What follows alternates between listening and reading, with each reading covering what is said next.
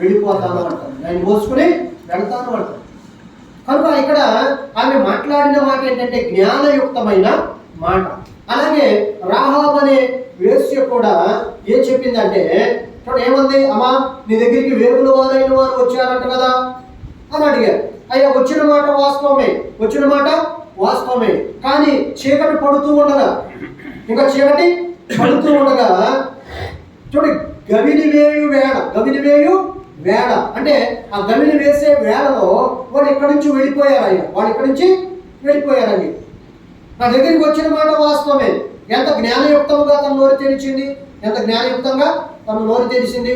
నా దగ్గరికి వచ్చిన మాట వాస్తవమే, నేను కాదంటలేదు, కానీ చీకటి పడుతూ ఉండగా గవిని వేయు వేళ సమయానికి వాడు నా దగ్గర నుండి వెళ్ళిపోయారు అని చెప్పి చూసారు ఎంత జ్ఞానయుక్తముగా ఆ మాట చెప్పిందో. అలాగే సిసేరాను చంపిన చూడండి ఆమె కూడా జ్ఞానయుక్తముగా చెప్పింది, జ్ఞానయుక్తముగా మాట్లాడింది. అయ్యా నువ్వు అలసటగా ఉన్నావా, అయితే ఇక్కడికి వచ్చి పడుకో, ఇక్కడికి వచ్చి పడుకో, నీకోసం నేను చూడండి నేను నా దాహానికి తీసుకొస్తానని చెప్పి వెళ్ళి తీసుకొచ్చింది. అతడు బాగా అలసటగా ఉన్నప్పుడు, తన ప్రాణము సోలిపోయిన స్థితిలో ఉన్నప్పుడు చూడ ఒక స్తుతి పట్టుకొని ఒక మేలు పట్టుకొని వచ్చి ఏం చేసిందంటే ఇచ్చింది, జ్ఞానయుక్తముగా మాట్లాడింది. అయ్యా ఇక్కడ చాలా ప్రశాంతంగా పడుకోవచ్చు, నేను నీకోసం చూడండి నేను దాహానికి ఏదైనా తీసుకొస్తాను అని చెప్పింది. చూడండి అలా జ్ఞానయుక్తంగా మాట్లాడింది, పడుకోబెట్టింది, శుద్ధి తీసుకుంది. చూడండి మేకు తీసుకున్న పడవాటి మేకు చూడండి ఒకసారి ఆ కణతలో దిగిపోయినట్లుగా ఒకే దెబ్బకి ఏం చేసింది అతన్ని. కనుక సిసేరా చనిపోయిన తర్వాత గొప్ప రక్షణ ఆ స్త్రీ వలన కలిగింది, ఆ స్త్రీ వలన కలిగింది. కనుక స్త్రీలైన వారు కొనియాడబడుటకు కారణం ఏంటంటే వివేకము కలిగిన స్త్రీ వలె ఉండాలని, జ్ఞానము కలిగిన స్త్రీ వలె ఉండాలని.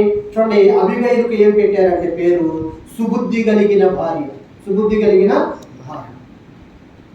చూడండి అబిగైలు కూడా చూడండి తన కుటుంబం అంతా కూడా నాశనము చేయాలని దావీదు వస్తున్నప్పుడు తనంతట తానే చూడండి ఏం చేసిందంటే గాడిద గంట కట్టించుకొని చూడండి తన భర్త అతడు నాబాలు మోటివాడు, తన యొక్క పేరులోనే మోటితనం ఉంది కనుక ఈ మోటి తనమును బట్టి అతడు దావీదు యొక్క పని మనుషులతో మాట్లాడకూడని మాటలు మాట్లాడాడు. కాబట్టి ఏం చేస్తున్నాడు, దావీదు బయలుదేరి 400 మందిని ఎవరిని పెట్టుకొని ఈ రోజున నాబాలు కుటుంబంలో ఒక్కడైనా సరే బతుకుంటే నాకు ఎంతైనా కీడు దేవుడు చేస్తాడని బయలుదేరి.